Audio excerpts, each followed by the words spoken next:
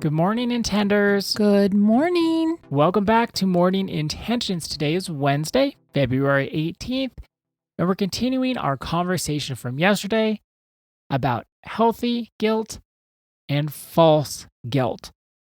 As a reminder, to get us back on track for today's discussion, healthy guilt is the emotional signal that we believe we have violated our own values or caused harm. On the other hand, false guilt is the emotional discomfort we feel when we violate someone else's expectations of us, even though we have not violated our own values. So yesterday we had the curiosity question of thinking about examples of when we've had healthy guilt and when we've had false guilt. I wanted both of us, Ada, to share an example of one or the other so that we can get clear about how these two types of guilt are different. So here's my example for healthy guilt. On Valentine's Day, I was making what I make every Valentine's Day, my Valentine's Day chocolate cake. I love that cake. I was really enjoying making the cake because I know you enjoy it. I know Dawn enjoys it. Can I just describe that cake for a second? Sure. It's a chocolate cake with white cream cheese frosting with chocolate chips, usually mini chocolate chips, as a icing garnish with red sprinkles. I love that cake, and you've made it every year for Valentine's Day as long as I can remember. I know, it's not Valentine's Day without it. No, it's not.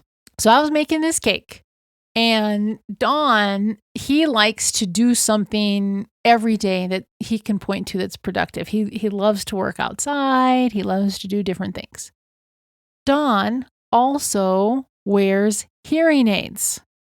When I'm showing up as my best version of myself, I try to be extremely patient with Don and his hearing aids. But then Don and I, we have this agreement. Don, we can't really talk to one another if you don't have those hearing aids on because you can't hear me. So here I am making the cake. I'm excited to make the cake. And Don comes in and he starts wanting to have this conversation about this outside project that he's in the middle of. He continually says, "What was that? What did you say?" And I said, "Oh, you don't have your hearing aids on." And he said, "No, I don't, but I don't want to put them on because I'm just going to go outside."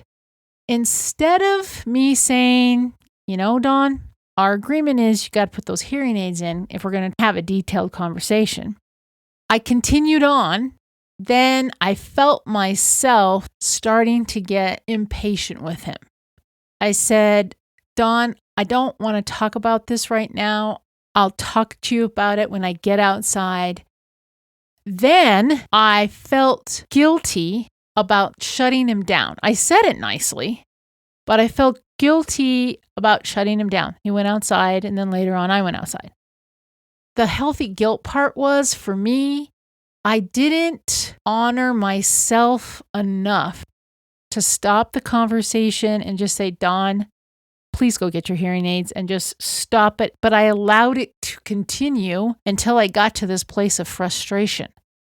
I've been very good about setting those boundaries with Don, and Don is very easygoing, so he's typically very willing to go along with me. But then I do this, like I second guess myself. Oh, well, I shouldn't set up the boundary because he's just going to go outside and I don't want to make it harder on Dawn. Instead of just saying, "Nope, I'm not going to talk about this until we do what we agreed upon, is you putting those hearing aids in." And then it got me to this place where I was being impatient with Dawn. But really what I did is I did the self-abandonment again. I didn't honor the agreement that Dawn and I had. And one could say, well, Dawn didn't honor it either. But I'm not responsible for Dawn. I'm only responsible for me.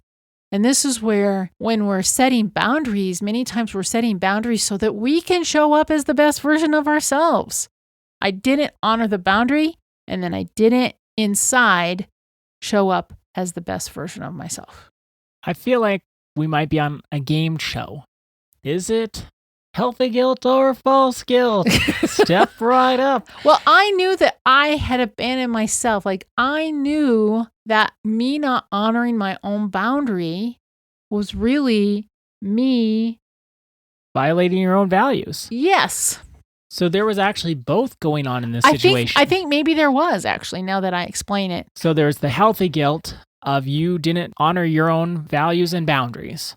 No, and that feels this certain heavy way inside. And I even told Don later, I said, you didn't know it, but inside I was becoming impatient with you.